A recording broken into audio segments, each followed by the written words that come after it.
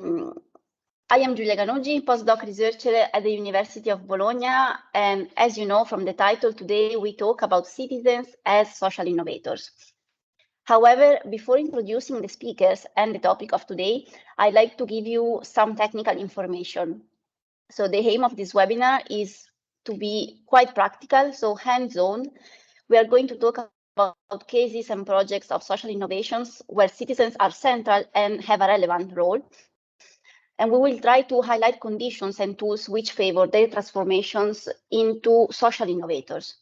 So since we would like to interact with you and also to listen to your opinions and expertise, I prepared a Miro blackboard to have the possibility, on the one hand, to sum up our speakers' contributions, and on the other hand, to collect your contributions too. So at the end of the webinar as well, all of us then can keep the link and use the Blackboard to find reference for useful tools and approaches, but also to find people and organizations working with these approaches. So now I will share with you in the chat the link to enter the Blackboard. Here it is. I invite you all to enter the link and access the Blackboard. You will see that there are 3 different sections. So there is one section on the left for presentations and networking, where you can all leave your names, job titles, and organizations, but also you can leave a contact or a link to a website for more information about the work you carry on about social innovation. Then there is another section dedicated to the questions I will ask the speakers, and there is also room for you all to give your answers to the same questions. So it will be really interesting to collect all our expertise and experiences. And eventually there is a lower section at the bottom side of the page for questions and answers, the traditional Q&A, where you can ask everything you want, but where you can also reply to questions advanced to others. Besides Miro, however, there is the traditional chat here on Teams, if you prefer, and you can use it to write comments and questions. Then we will read everything for sure at the end of the webinar, but I think we can also have a break after the first question to our speakers to see if there are comments and questions and to open up the dialogue a bit. So now let's start with the webinar. First of all, let me introduce you the speakers that are here today with me.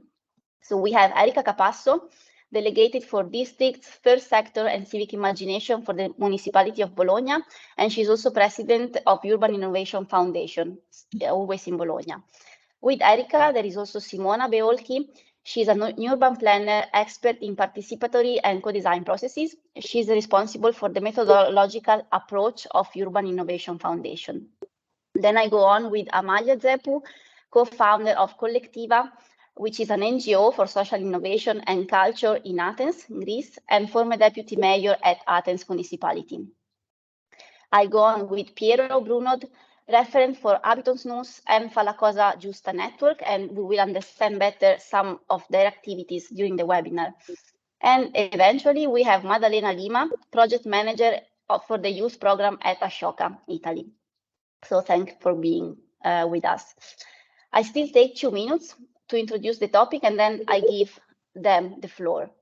So while we were preparing the webinar for today, we realized that talking about the role of citizens in social innovation doesn't make fully sense to us. So talking about the role of citizens, because we realized that citizens are always the core of social innovation, and involving them is not a choice. They are not an add-on.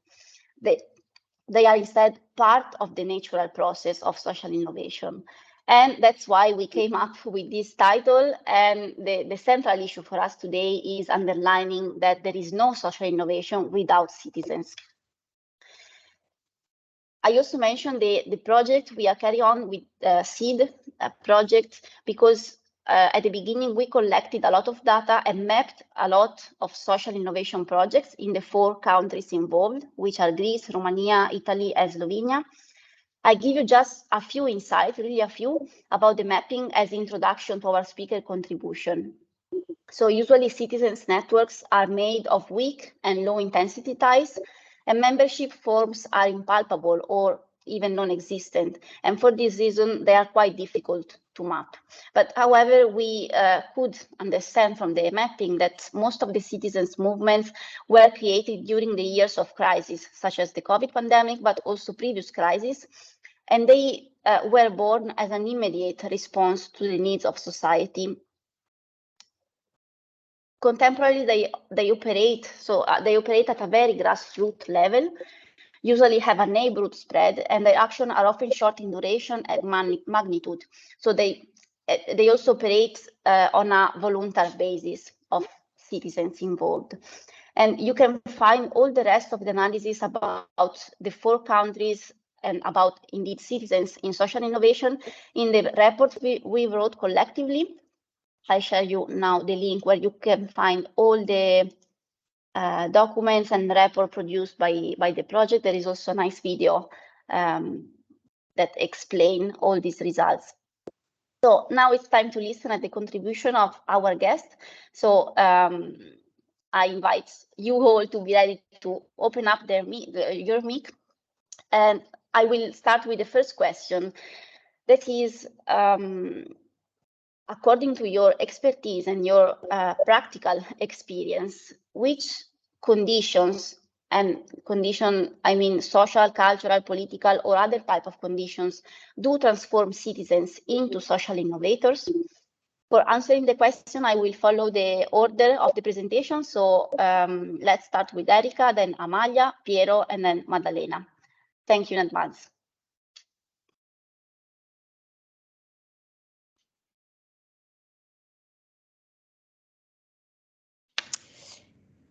Okay, good afternoon, everyone.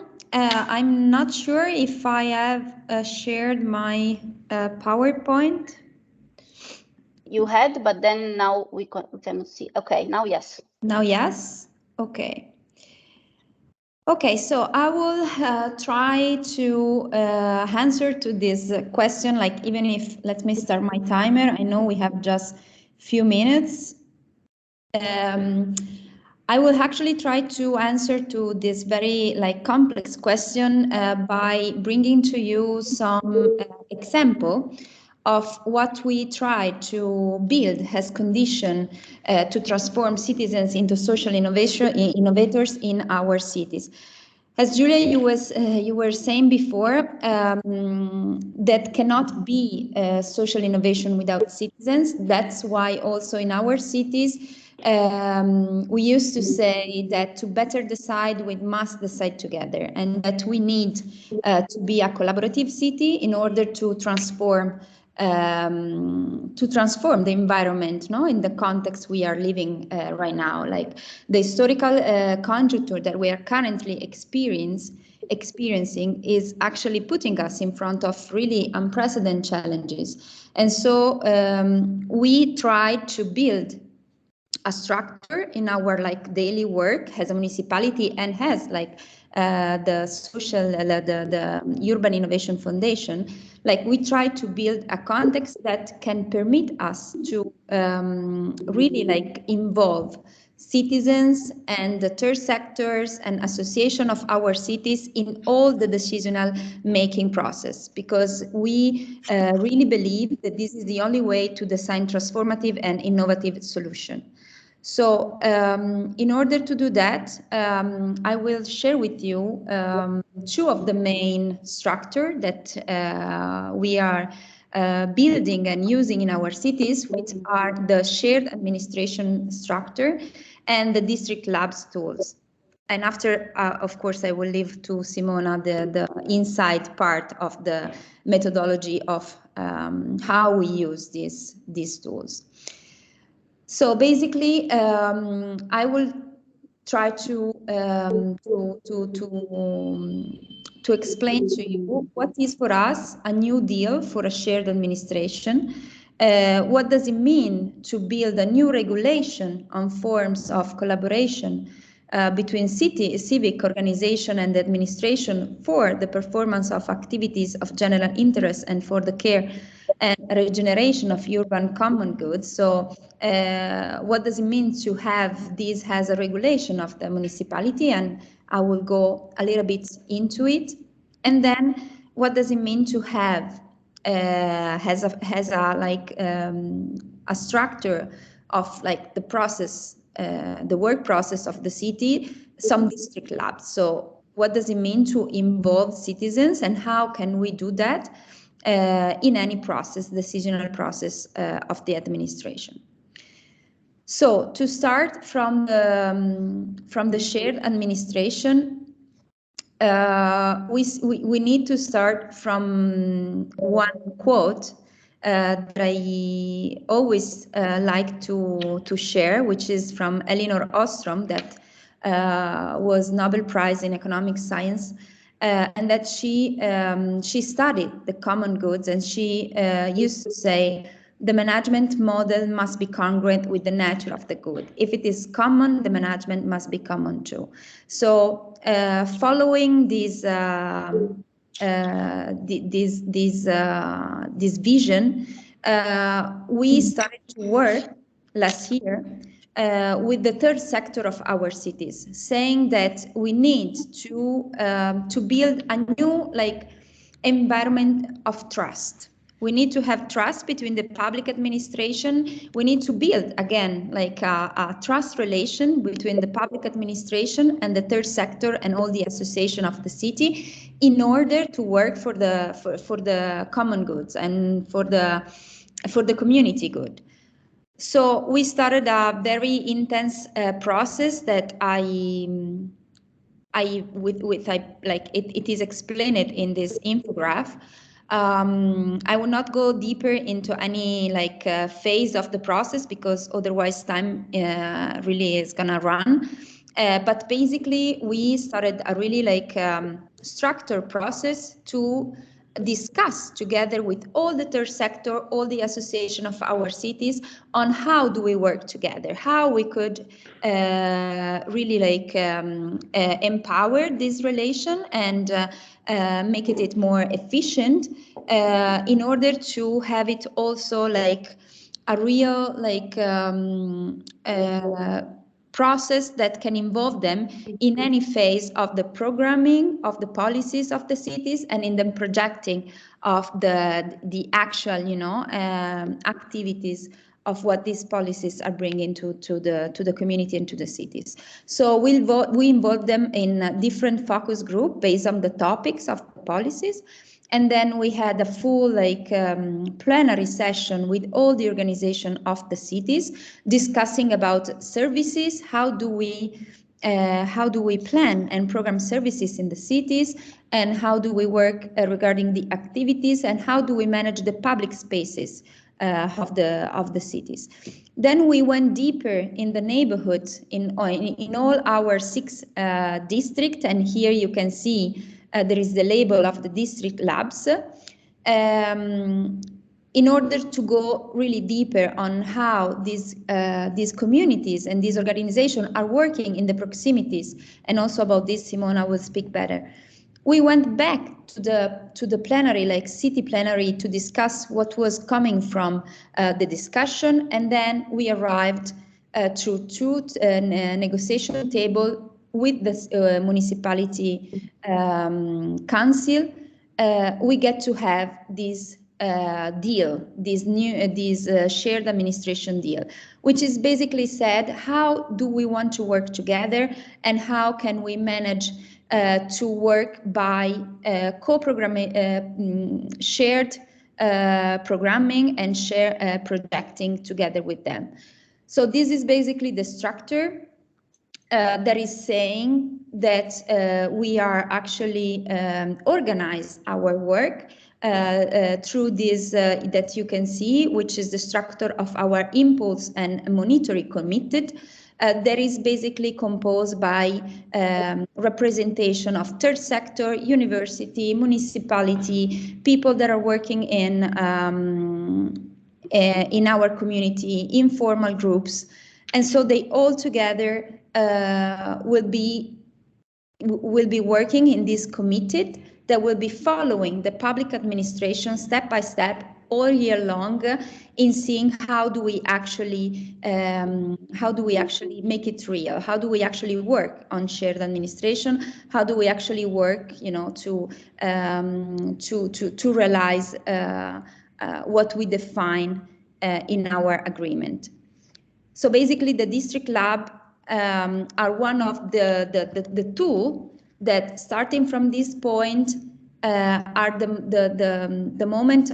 This is, I show you a timeline. There is actually a tool that is started like in 2017. The Municipality of Bologna and Fondazione Innovazione Urbana started to use this tool since that year, but now we are structuring even more the use of this tool. So basically, it's a time where we meet the citizens. So it's a space where we try to activate mutual learning and peer education to develop and spread conscious and reflection about the urban innovation. So those are public space that we call every year to meet the citizens, call them at the table, and with them trying to define what are the priorities, what are the needs in every neighborhood. And so through this tool, we really have every year stable and programmed spaces where to share with citizens what are the priorities and what are the needs based on what we have to program the policies of our cities. These are some tools, but maybe I think I finished my time. So if there are any questions, then I can go deeper after. Perfect. Thank you very much, Erika, and thank you for respecting the time. I know they are strict, but maybe we will have some time at the end to go deeper in some of your contributions. Now it's Amalia's turn, so I will share her slides. Julia, shall we try once if I can share it, because it seemed to work the second time? Yeah. So now I have a screen share window that just opened. And in the Windows section, I'm just telling you the steps because it's the first time I'm sharing on Teams. Yeah. I'm choosing my PowerPoint and I press share. Yeah, let's wait some seconds. No, I don't think it's working. It's not working. Okay, all right. Then, not to spend more time, please do it for me. Right. Okay. So this is the first slide, right, Julia? Yes. Okay. Okay. Well, hello, everybody. Really nice to be in this webinar. Very exciting topic. So the way I thought of answering this is to highlight also the fact that, you know, citizens are a very complex thing and reality is messy. So I'd like to share with you real hands-on examples. Now, what I did for the conditions that this question assumes us to answer is that I found 5 recommendations in a recent paper from the International Public Policy Observatory of UCL that is doing some incredible work on what happened with the COVID situation and volunteers. And they came up with those 5 recommendations that might be useful to us. So the first one is to have leadership and strategy around finding the citizens and changing them in social innovators, think differently about who they are, strengthen infrastructure, and we'll talk about that, recognize the efforts, and better coordinate. Those 5 points. So next slide is a real life situation. I picked up an example that is very common in our urban settings, and this has to do with abandoned buildings. And we all know how abandoned buildings are very important to find solutions for with the citizens and with the neighborhoods. This is an abandoned market in the early beginning of the last decade during the economic and political crisis in Greece that had been squatted for many years. So this is the example. Let's go to the next slide. The next slide is about what the municipality had in its mind. The municipality at that moment, due to the crisis, had neither money or human resources to find a solution for that building. But it had a platform that collected citizens' activities that, because of the time of crisis, had been increasing in numbers in the city. So it is important to have a system, a mechanism, like Erika very well described in her situation, a system by which you identify who the citizens are and what they do in reality in the city. I think that is a very important thing to stress. It's not just citizens, you know, generally. You have to find what they're doing, find what sort of priorities citizens have in the neighborhoods of your cities, of your city, and see in which case you can start developing the relationship that will then become a social innovation. Next slide. Next slide is about how to think differently about volunteers, but not only volunteers. People very often, and in this case, at that time, people did not want to be called volunteers. For all the work that citizens groups were doing in the city, they hated being called volunteers of the municipality. So we identified in that neighborhood around the building in question what sorts of things that people were doing. And these are just examples with real people, real faces. That's why I put the photos here. There was guerrilla gardening, for example, or soup kitchens that you can see here. And there were also artistic groups that at the top photos show something that they came up with. They said, why don't we consult the neighborhood about what the neighborhood wants this building to become? So instead of doing hello, yeah. Sorry, I kindly ask everyone to switch off their mic, please. Please, okay. Amalia, go on, thanks. What the community groups did was to design a theoretical, let's say, shape of the building on the pavement in the neighborhood and ask all the passers-by to tell what they would like this building to become. And they were collecting what the people were saying in different ways. Some were writing it, others were drawing it, others were singing it. So that also broke the ice of the tension that existed in the streets at that time. So that's another, so again, using community groups, looking at what they're doing and including them in the language that you're going to adopt to solve a problem is very important. Next slide, please. A very important thing is strengthen infrastructure. What does that mean? In this case, after the building was fixed with European funds, still not knowing what it's going to become, it became a kind of symbol of a space for the communities to meet. So in a way, when authorities open this dialogue with citizens, it gives them the space to meet, to organize, to do their activities. And I think that is it's a key condition to cultivate the social capital and therefore the innovations that can come out of it. So social infrastructure, of course, does not only mean giving a building, but it means creating squares, benches, have neighborhoods that allow people to meet generally. Next slide, please. Now, one of the recommendations of this paper was to recognize the efforts. Now, people that are active in the city in a creative manner don't want to be thanked. In fact, at that time, we realized that it wasn't about supporting them financially. What they wanted was their ideas to be implemented, to be seen. So one way to share what had happened with the consultation process was to do an open air exhibition and to have an exhibition with the history of the building and all the ideas that were said during that consultation process. And there were 470 proposals coming from 200 participants. So that again was another way to, let's say, recognize the way by which community groups had come up with those ideas.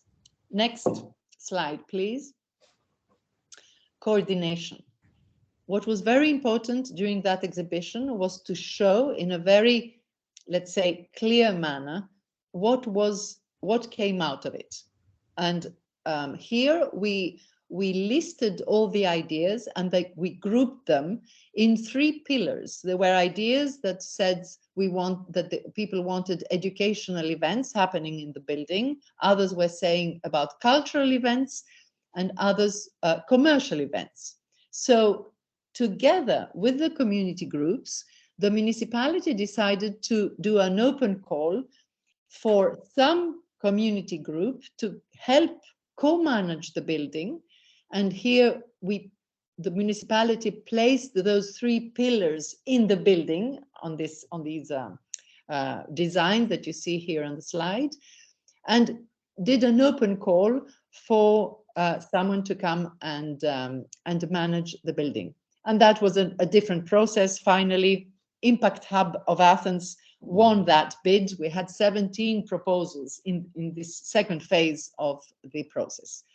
So last slide is just to conclude on those conditions that the question had asked us, and to sum up.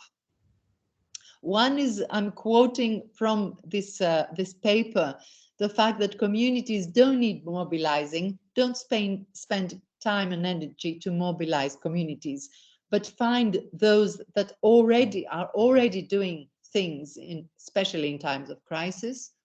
So it's very important to develop the capacity to identify the already existing actors and who are doing those interesting new ideas, bringing new ideas. In countries like Greece, where associations and cooperatives have a history of structural inertia, I call it, it is very important to encourage their autonomy, to let citizens express their ideas and improvise, and particularly to avoid political exploitation, which unfortunately in some of our countries has happened quite often. All this is, of course, based on cultivating trust. This is what releases, let's say, the innovation that people come up with.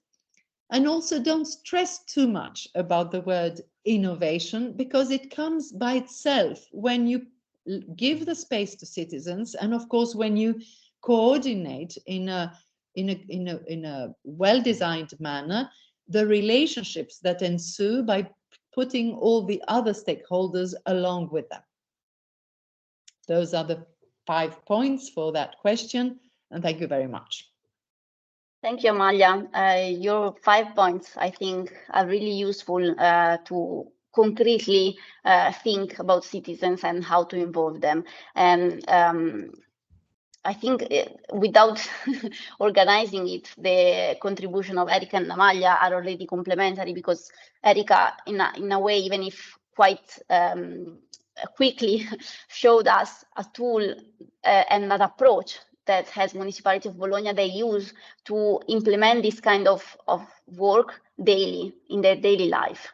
And they don't do it just, yes, when there is a crisis or when there is a specific need to involve citizens.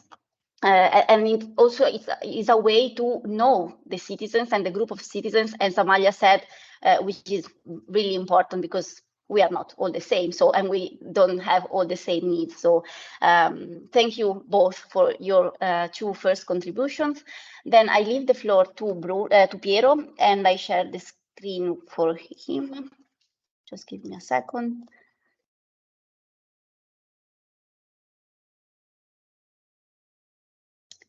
Piero, is this one? Yeah, thank you. Here we are.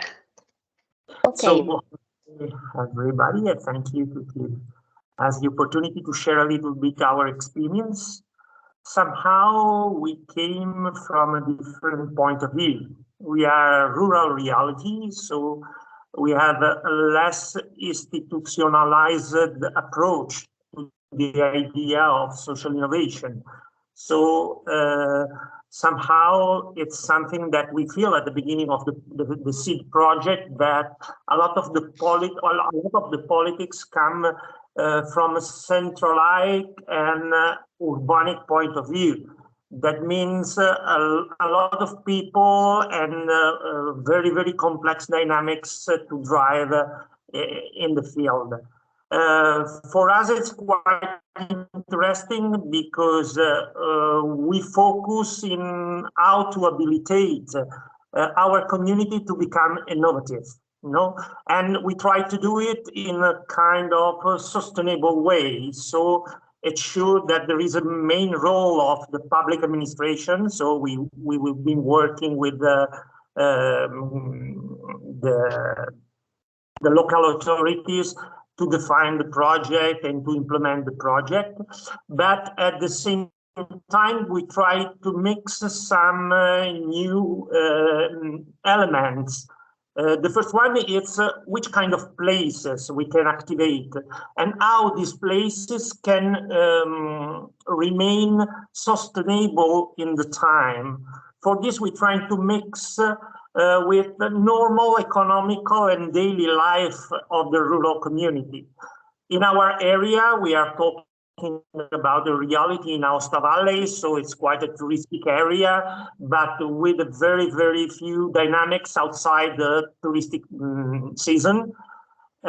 For sure, we focus mainly in how to rethink tourists as a tools to have an impact on innovation dynamics on our community. So we focus and we see that eventually for us, tourism, it's not just an economical drive, but it's also an opportunity to mix and activate exchanges and opportunity to rethink the local dynamics from the community. So we focus in a space that is called Ostello, that it was an old building of the community. And we try to find dynamics between the economical sustainability. So it's an open ostello, how we call in Italy, so youth hostel. And at the same time, it's a community space in which there are also people that live in a kind of collaboratory living, we can say. So we think is that what can activate the community is the space, and a space that can have a durability that is over the political vision of the public administration. So we need really a long time and to keep for a long period the space in a way that the community can recognize it and start to use it in different and sometimes divergent ways from the beginning. And at the same time, we realize that the other aspect is the future vision of the community. That is something that somehow activates the why we want to innovate. And that's the other part that we have been working in Ostello. So it's a kind of spaces in which you can work on future scenario of the community, and in which this memory of future scenario is somehow recovered. So it's a kind of museum of the future scenario that the community are working with. Because we also realize that in our reality, we make a lot of dreaming activity, we can say, working on the future, new project, and then there is not a story about how the community try to develop themselves. And we lose very, very quickly, and we think to innovate it when maybe 10 or 15 years before, some similar activity developed at the local level. So these two elements are basic for us. And the third one is the daily life. It's a space that must be open night and day, and in which people are living with the opportunity to mix and to give a new signification, we can say like this, about the daily life. So somehow Oslo is focused on rethinking tourism as a generative tourism. So something in which the people that are coming can somehow take part as a transitory resident of our community, and trying to make this kind of catalytic or catalysator impact on the daily life. So what we perceive from, we can say, the rural area, that for us it's important because sometimes our time are a little bit longer. So in urban area, things are moving very, very quickly, and our community are going slower. So we need a long-term perspective of using spaces. We need the strong work on a future scenario in a way that motivation can be reactivated daily, or I'd say daily, but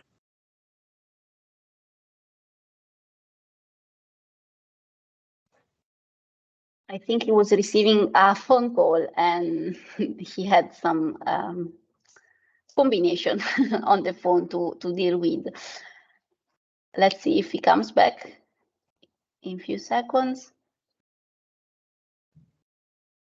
Otherwise, we can take back later on his speech. Okay, no, I think he's gone. And so I take the chance just to underline two arguments that were emerging from his speech. Sorry if I take these in-between moments, but I think they are important. Piero was underlining, I think, two other important aspects, and one is the sustainability of social innovation. Often we are all excited about innovative projects, and citizens also have often a lot of energy to propose and to create new things. But we don't think as often as new projects emerge on how to maintain these projects, so how to transform them into sustainable initiatives, and this is very important. And the other thing is creativity, so combining also creative approach tools to change the traditional culture of living a place or a community. Piero mentioned the museum of the future scenario that the communities were drawing in that place. So now I give the floor to Maddalena instead. Maddalena, you should be able to share the slides by yourself, if I remember well. Let's see.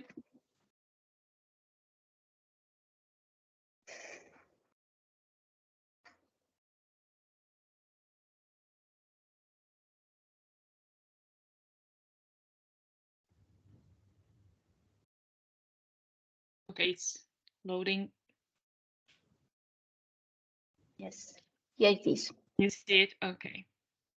So hi everyone, thanks Giulia, and I'm Maddalena. I'm from Ashoka, Italy. I'm project manager for the program Gen Z, which is a youth program. And actually, it's nice to be here hearing about different cases of related to social innovation. Actually, Ashoka was born some years ago, 40 years ago, and acting to foster social change. Especially, Ashoka was born to select innovative, visionary, and revolutionary social entrepreneurs. So creating a world where everyone can be a change maker, so an agent of change. And what's nice about the work of many years of Ashoka with social entrepreneurs is that they realized at some point that the only way to significantly increase the percentage of adults who work as social innovators was to work and transform the way all young people grow up. So working with those social entrepreneurs, Ashoka realized that many of them actually starting to be entrepreneurs and entrepreneurs when they were young. And that's why at some point Ashoka decided to work with young people, so introducing the educational sector, working both with schools and young change makers. And here I go with the program Gen Z. It's actually a way we had to transform that, to see the conditions that transform citizens into social innovators. So Gen Z is actually an initiative that comes together from Ashoka Italy and the National Youth of Agency to promote active youth participation and access to opportunities for young people to express their abilities and to gain new experiences, skills, and competencies for them to become social innovators. Actually, those young change makers already are social innovators, but at the beginning, at a stage of beginning. And what Gen Z wants is really to create this community and foster youth empowerment. In this way, they can step forward in redefining their role in today's world, because a lot of organizations work with, work for actually young people, but not with young people. So that's something we thought was necessary to change. In this way, young people can become co-leaders and agents of change, and also change that narrative on the young generation, which is actually not always positive. So the objectives of Gen Z are to create spaces for peer-to-peer collaboration, create spaces for capacity building, so many opportunities of capacity building, creating an alignment between partners and young change makers, sharing ideas, and creating those safe spaces that are needed for young people to be heard and feel heard as well. Okay, so here are the partners we collected in Gen Z. Gen Z brings together more than 50 partners, including private, public, and cooperative entities. And this is a systemic alliance that has been created. And I think it's one of the conditions we need to foster young people transformation in this world, because in this way, putting together some of different organizations, young people can also break the traditional stereotypes of the young generation and spread worldwide the youth protagonism. We can see there are a lot of different kind of entities. They work with different topics as well, but it's super beautiful to see how working together with young change makers for a common purpose is important for sharing the same idea. So here are the pillars of Gen Z. I think these are the pillars actually we believe are the conditions necessary to foster social change in youth. So engaging a community of young change makers, capacity building activities, ecosystem building, so an alliance that's in fact works for young change makers, policy making opportunities as well, and storytelling in order to change and spread this new idea of success in growing up that really redefines the stories of young change makers. What we did in Gen Z was mapping youth protagonism in Italy and selecting some young change makers. The program was born last year in 2021, and we selected a cohort of 50 change makers. 25 were young change makers under 25, and the other 25 are mentors who accompany them and inspire them in this journey. And these are the criteria of selection: so youth protagonism, impact, change maker skills, and co-leadership. And we received last year and this year also, because we opened 2 different calls, an average of 300 applications from young change makers. So young people who are trying to change their territories, their communities, and trying to solve a problem they see is very familiar to them, is seen in their communities. So these are young people who created a project or created a startup, an association, in order to solve a problem in a, we hope, a systematic way. Last year, from the first cohort of applications we received, we also published this publication on the role and characteristics of youth leadership, and we saw how young change makers are. Those are some characteristics. So they are aware, empathetic, tenacious, resilient, concrete, collaborative, and digitally native. And they are really, really connected to their territory as well. And we also saw in this publication that the school plays an important role for youth to develop their own leadership and also to develop their own ideas. So Gen Z puts together some different activities. The first one is about capacity building. We are going to see later on a specific type of capacity building we have, but together with the partners, we created these training modules. Each partner could offer to young change makers the training models on different topics related to their teams. So ecological transition, digital transition, and transition towards autonomy. We then had community events, national events. This picture actually is from 1 month ago. We were with the community of now 100 young and mentors, change makers, who were selected, and it was a very beautiful moment. Also, what Gen Z wants is to offer the young people the opportunity to become part of an alliance that is in favor of youth participation.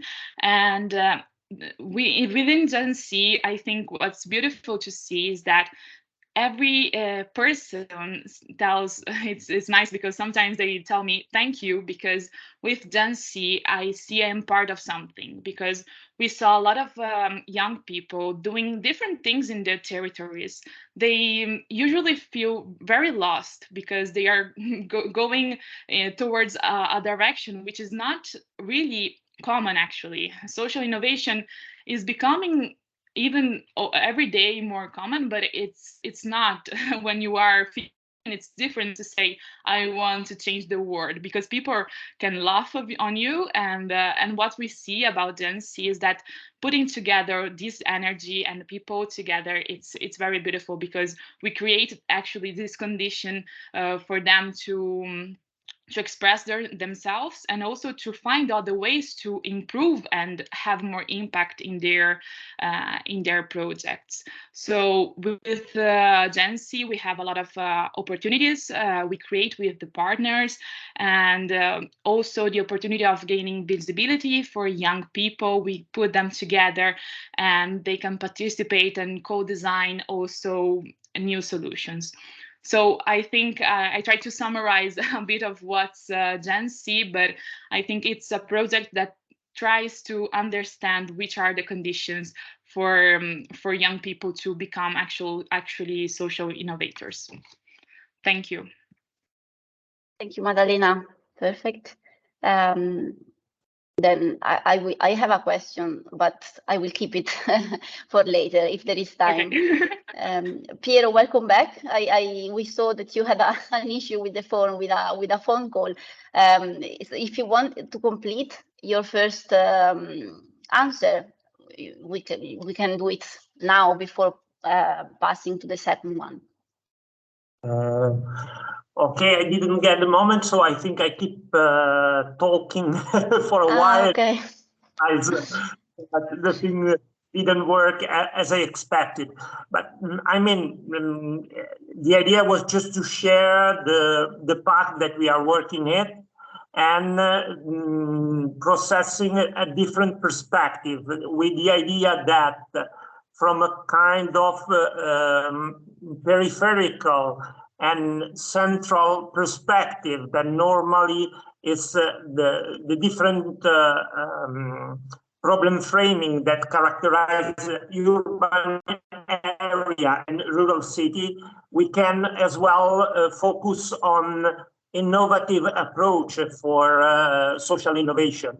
And that's somehow it's the point of the idea and the path that we developed, that it's really mixed with economical sustainability. So the very important things for us is to cross with actors that will give sustainability to spaces that are not public, but somehow public-private spaces. And at the same time, the other very, very interesting point for us is the focus on working on future scenarios. So the idea of working on dream and transforming that in a strategical approach for change-making activities. Yeah. Okay, perfect. I'm glad, because these were the 2 points I underlined when you switch off the call. So yeah, the points are clear. Thank you, Piero, again. I invite again all the participants to interact with us in the chat or on Miro Blackboard, to ask questions or to tell us about your experience or cases that probably you know about the participation and involvement of citizens in social innovation projects. In the meantime, while we wait if there are questions, I go on with the second questions indeed for our speakers. And we already went in details and deep on some of the experience you presented us, but I ask you if you want to add something more about the tools or regulations, methodologies, approach, so really practical aspects which favor the transformation of citizens into social innovators. And we follow the same order, so Erika, the floor is yours. Thanks. No, sorry, Simona. Yeah, I try to share, just a minute.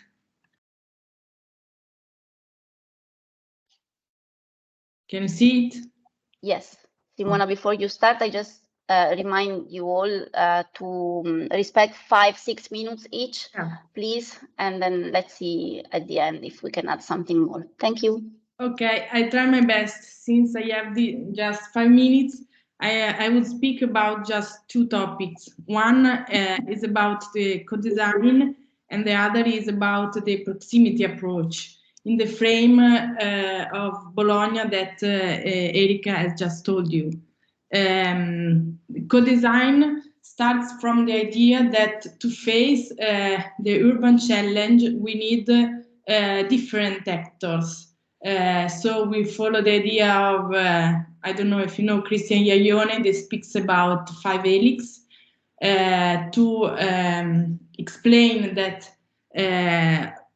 not just public institutions, not just cognitive institutions, not just private sector, not just stakeholder, but also communities and informal group and uncategorized citizens contribute to face the urban challenges. So another awareness that we have to have is that there are that these actors have to interact in different ways, and one of the main one is the one about the co-design. So there are these actors can communicate each other just to inform or just to listen to their needs. But one important phase and one important step of social innovation processes is the co-design one. So the moment in which we can co-produce some ideas and in which we can organize some, let's say, arena moment, or in which we can dialogues together. So when we speak about co-design, we speak about a lot of different tools. I wouldn't go through all of the one that I know, but I intend to speak just about 3 of these. One of the tools that is very important is, for example, the crowd mapping. That's important because it creates shared knowledge and mutual learnings. Another one is, for example, gamification.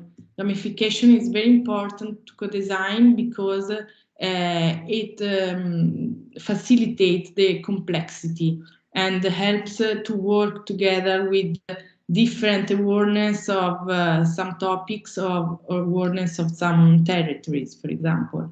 And of course, workshops are very important tools that can help people to share opinion and to co-design new ideas and to define projects together. So, on one end, we have co-design with these some very, very quick ideas of tools. And on the other end, we have a proximity approach. As Erika said before, we have tried to define a stable and permanent infrastructure, thanks to which we are next to the communities, next to the citizens. And since we have spoken about these 5 different actors, we have to create some opportunities and we have to listen to the needs of the citizens that are not representative by anyone. That's why proximity approach, that means to stay into the territory in a stable way, as I said, to listen to the needs of the people that are not representative, in order actually to understand the complexity of the ecosystem of the cities. When we speak about proximity, we speak about relationships, we speak about community care, we speak about shared knowledge and civic engagement. So all of these are aspects that are important to create a proximity approach that helps social innovation processes to grow up. So to finish, I don't know, maybe I was very, very, very fast, but as foundation, we have done a lot of projects, single projects that use these different, let's say, elements. So co-design on one end and proximity approach on the other end. The one that I want to just show you is the project of Casa Gialla Lab.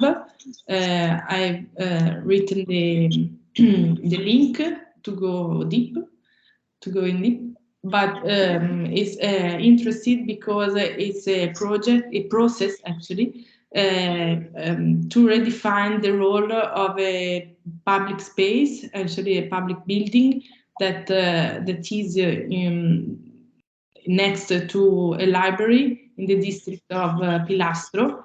And thanks to these processes, co-design processes, we were able to involve different actors of the territory in order to create a new uses and new meanings of these public spaces. I've already finished. Thank you, Simona. You were perfect on the time. Then I give the floor to Amalia, then we will come back, Simona, to you, I'm sure. So Amalia, I share again the slide, right? That's right. Okay. here. So we are on question 2. Next slide. This. Okay. Yep. Right. Coming. First of all, thank you very much for the previous presentations, and particularly the one that just came before me. I thought it was very, very interesting, and I think it's going to be a little bit complementary what you spoke about, the tools, the workshops, and the proximity approach. Now, to answer this second question, I went back into choosing a very real example, because I keep stressing that, but I think that it's very important to remember that in real life, things have different ways of expressing themselves. You know, that in real life situations, all those theoretical tools may not apply or have to be reinvented to apply. So with this introduction, there are 3 points I think that I'm going to stress. Doesn't matter. Yeah, to cultivate relations, identify latent social innovations, and how to use art as a vehicle that triggers transformation. Now, the next slide, everybody's very familiar with the definition of social innovation. I just wanted to stress that in this case, I'd like to remind the importance of the new social relationships and collaborations that have to be cultivated in order to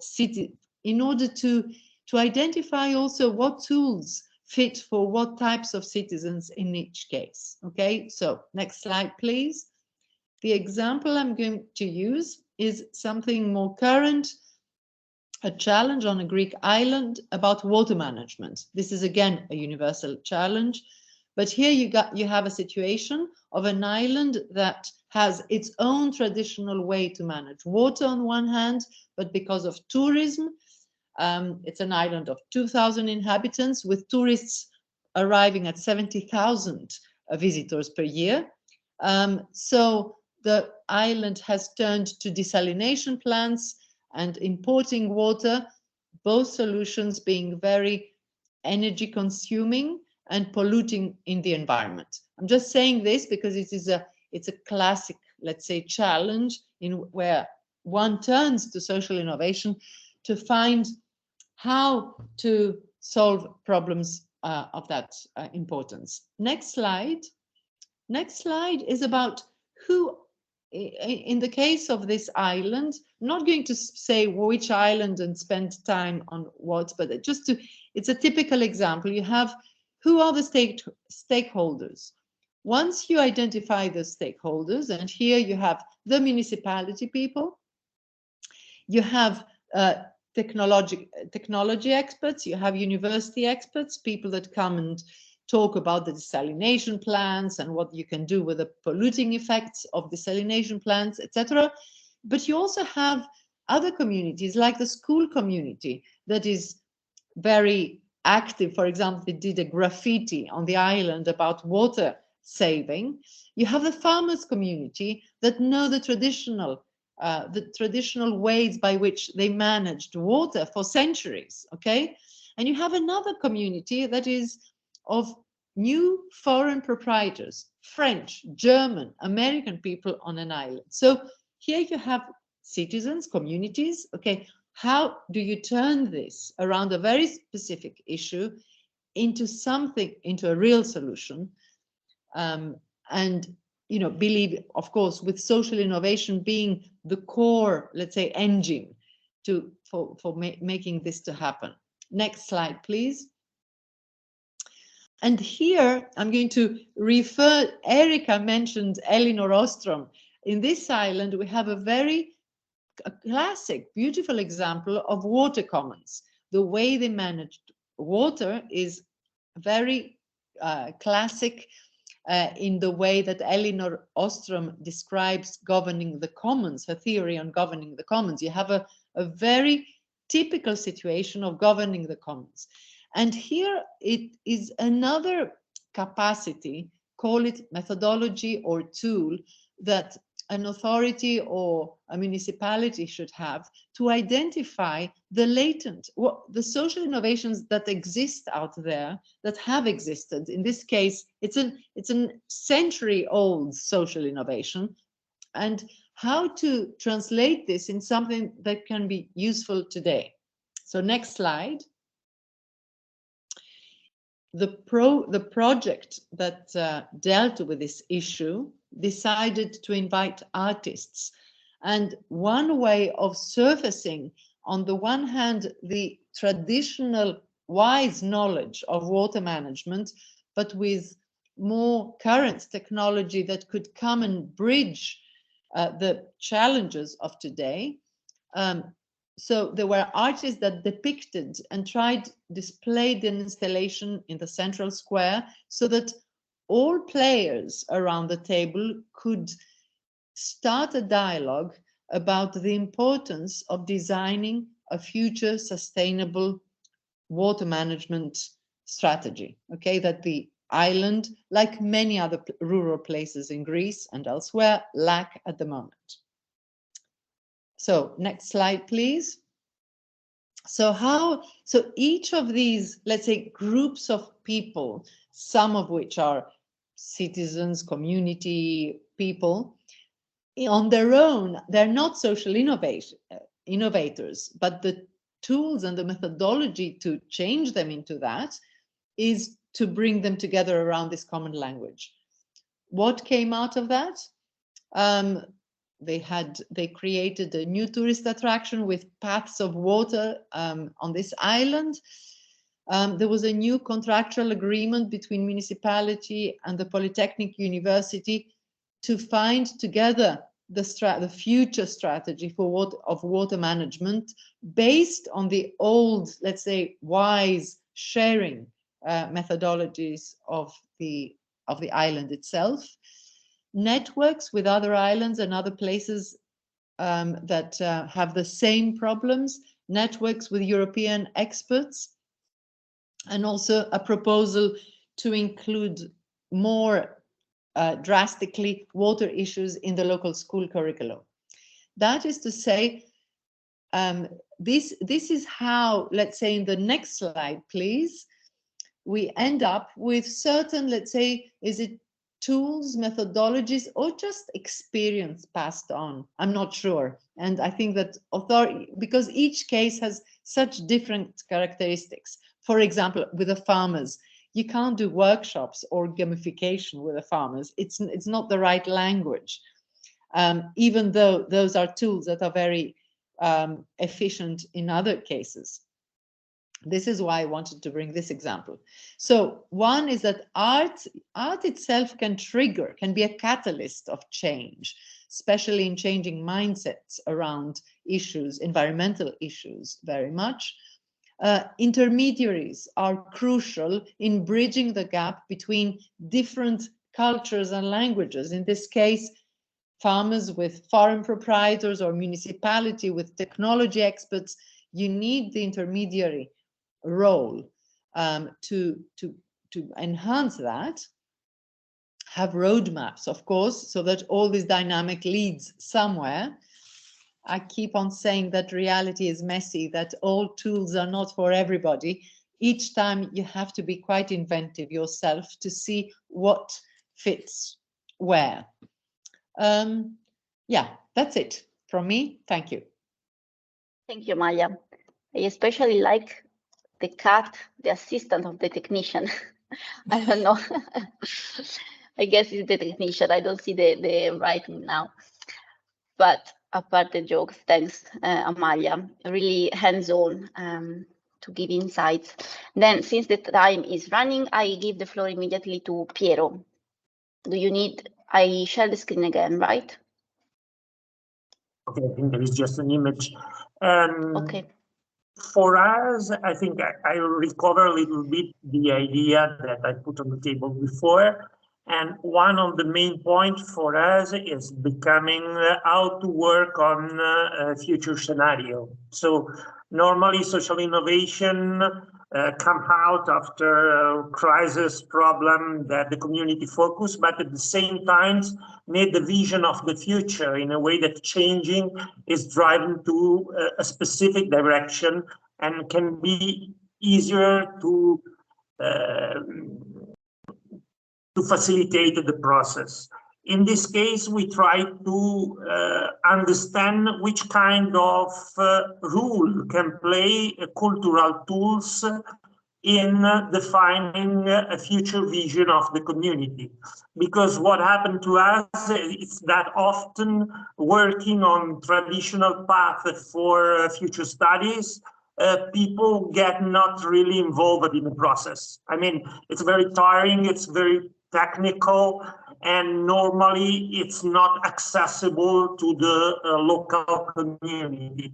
So for this, we try to focus on how cultural tools like cinema, theaters, like architecture can help to use different languages, narrative languages, to define a future scenario of the community.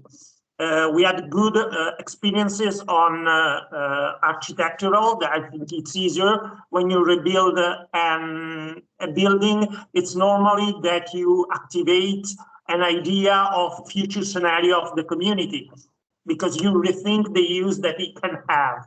And at the same time, using movies of theater, the idea is somehow to put and to offer a different narrative and for the future of the community in a way that the work that you normally do theoretically on future studies can be followed or can go at the same time with an analysis of the cultural change of the perspective that the community have of the future of the territory. This is one point. And the second point, I think it's focused on the idea of maintain a kind of collective memory of the idea of the future. Now, normally we have the museum of the past where we keep all the old memory of the community, and at the same time you are trying to offer spaces in the community in which the idea of the future start to be daily in contact with the inhabitants, with the idea that artistic representation of possible future of the community, it's a good way of keeping open this kind of pressure that the community need to become and to be motivated to be innovative. So I think that these two are the mainly interesting tools in which we are trying to work to solve and to motivate more the community in participating and in transforming as a change makers.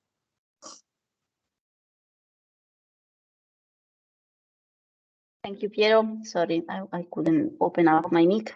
Thanks. When you were not here with us listening, I underlined the creativity that was emerging from your interventions. And I think, yeah, also from this second one, it's coming up to use how to use culture and creative art to innovate, indeed, or as a tool to innovate.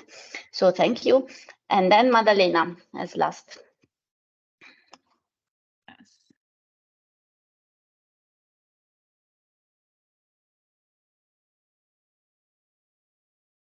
Okay. Can you see it? Yes. Okay. So I wanted to show you one of our methodologies of engaging and capacity building for young change makers, because we think that in order to fully participate in social life, young people, but not only young people, every human being needs to develop skills that are useful to deal with this complex world.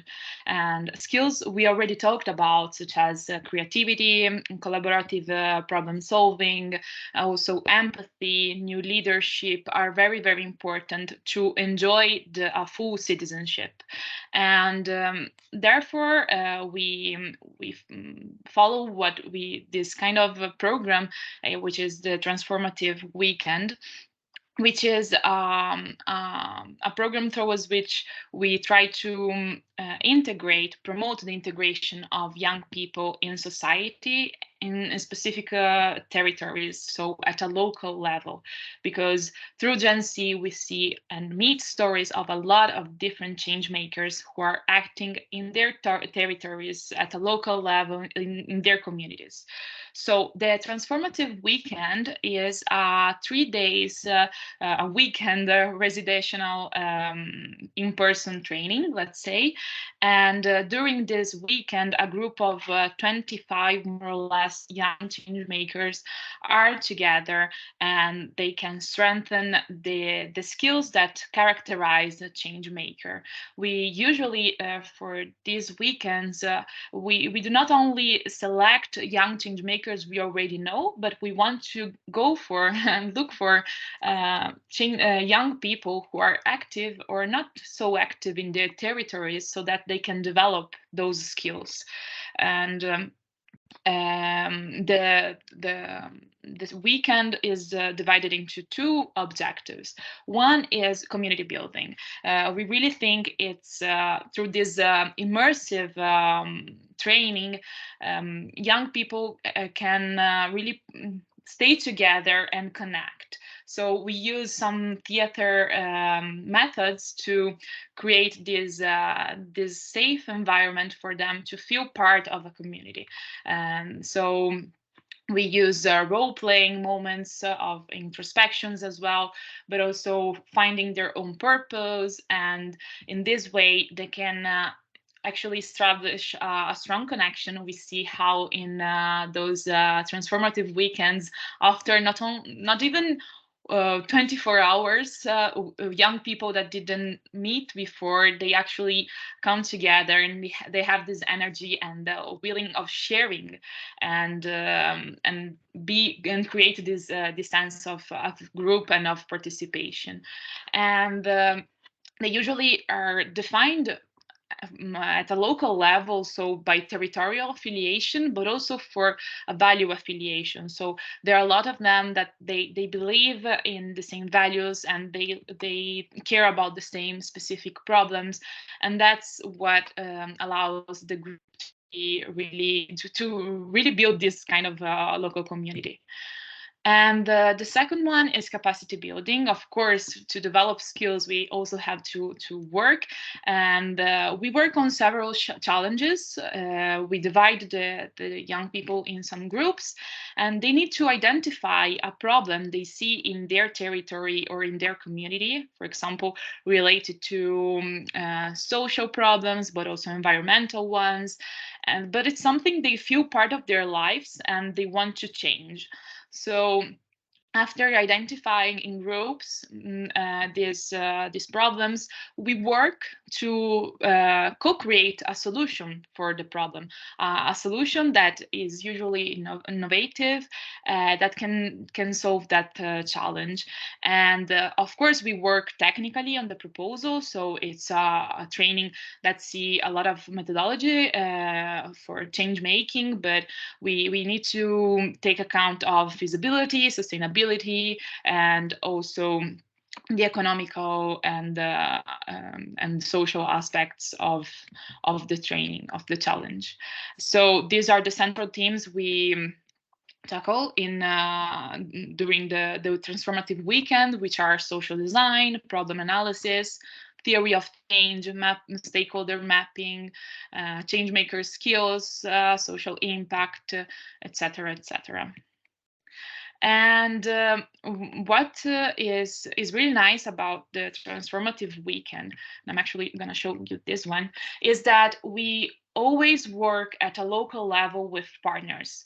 We look for stakeholders that are active in their territories and that they want to support young change makers. We, Ashoka, doesn't go to a territory just to work with young people without knowing what's there. So we need to have some partners who really want to take this community and take forward what is created during this transformative weekend, because our main goal is to build and construct this territorial ecosystem that is composed not only by young change makers, but also partners, adults, but also the families or the municipalities that we ask to be involved in these trainings. In this way, they can be able to discuss, to share opportunities, dialogue, and through this exchange, they can also find what's the best solution for the problem they are facing in their communities. I give here two examples of results of transformative weekends, because the first weekend of Gen Z last year, we were in Puglia, and it's... Sorry, Maddalena, sorry to interrupt you, but we have 4 minutes left until the end, and I know that some of our speakers have to leave really at 2, so I would like to have the last moment to greet and explain. Okay, but that's those were two examples of transformative weekends that went well, and but I can send you more information. Thank you. Sorry again, Maddalena. So I thank again all our speakers for being with us. We have 2 questions on Miro, but they were actually mine, so it's not a problem. I can keep them for another moment. And in the meantime, we didn't receive any other questions from the participants. They only ask if it's possible to receive the slides, and all of you already agreed, apart Amalia, I think. So I will wait for Amalia agreement, and then we will upload all the slides on the website where you registered for the webinar. So the website of SEED project, I will link it here very quickly. And the next webinar, okay, Amalia, thank you very much. The next webinar will be on the 24th of January about social entrepreneurship. So thank you again to everyone, and I hope we gave good and useful insights about citizens in social innovation. Thank you. Thank you. Thank you very much. Bye-bye. Bye-bye. Bye, Julia, for everything. Bye-bye.